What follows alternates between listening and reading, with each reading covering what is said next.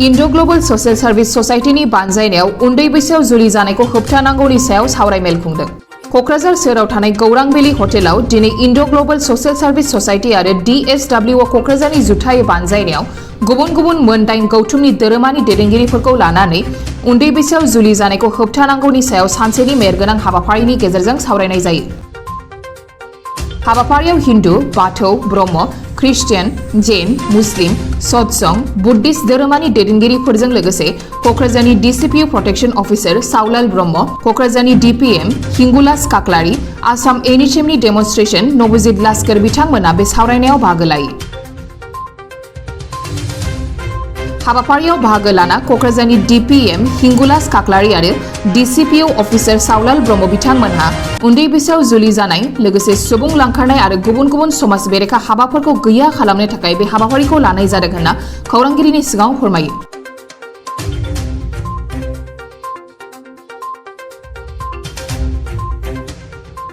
IGSSS social welfare डिपार्टमेन्टजों लोगोसे ज' जानानै दिनै जों उन्दै बैसोआव हाबा जानायनि हेंथायै जा जों खामानि मावनांगौ डिस्ट्रिक्टआव बिनि थाखाय जों बेयाव मोनसे एवारनेस केम्प लादों। बेयाव गुबुन गुबुन धर्मनि लिडार्सफोरखौ जों लेंहरनानै बिसोरजों जों सावरायदों जे मा खालामोबा माबायदि हाबाफारि लायोबा बे उन्दै बैसोआव हाबा जानायखौ जों जोंनि जिल्लानिफ्राय जों बेखौ खमायनो हागोन।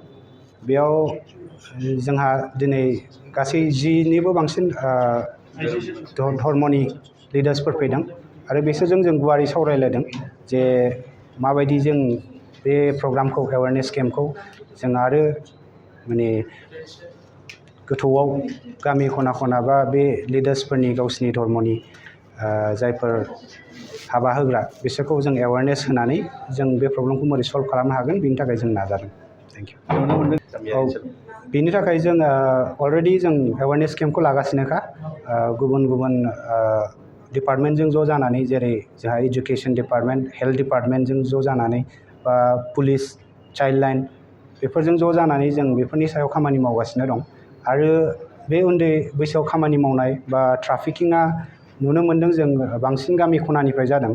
बिनि मेइन जाहोनानो जाहैबाय जोंनि गार्जेनफ्रा जाय गथ'फोरनि बिमा बिफा बिसोर एवेयर नङा, बिसोर सांग्रांथि गैया बिसोरहा जे गावसिनि गथ'फोरखौ लांनानै अबाव मा खामानियाव बाहायहैदों बिनि थाखाय बिनि थाखायनो जों गामि खना खनाबो बिनि थाखाय सांग्रांथि मेलखौ लाखिगासिनो दंखायो। Thank you. नमस्कार।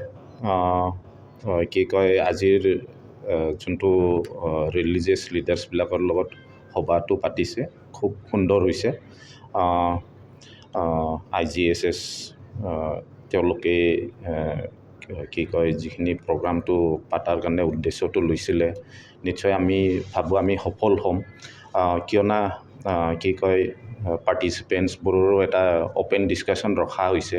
চ' তেওঁলোকে আমি এই প্ৰগ্ৰামটো তললৈ কেনেকুৱা লৈ যাব পাৰোঁ তেওঁলোকৰো ছাজেশ্যন লৈছোঁ। আৰু অহা দিনত আমি নিশ্চয় ভাবোঁ যে যেতিয়া প্ৰগ্ৰামখিনি আমি তলৰ লেভেললৈ যিখিনি এৱেৰনেছটো কৰিব পাৰিম নিশ্চয় আমাৰ বাল্য বিবাহটো প্ৰব্লেমটো সমাধান হ'ব। Thank you. हनुमान हार्डवेयाराव नोंथांनि गोनां मुवा बेसादफोरखौ गोबाङै मोननो हागोन।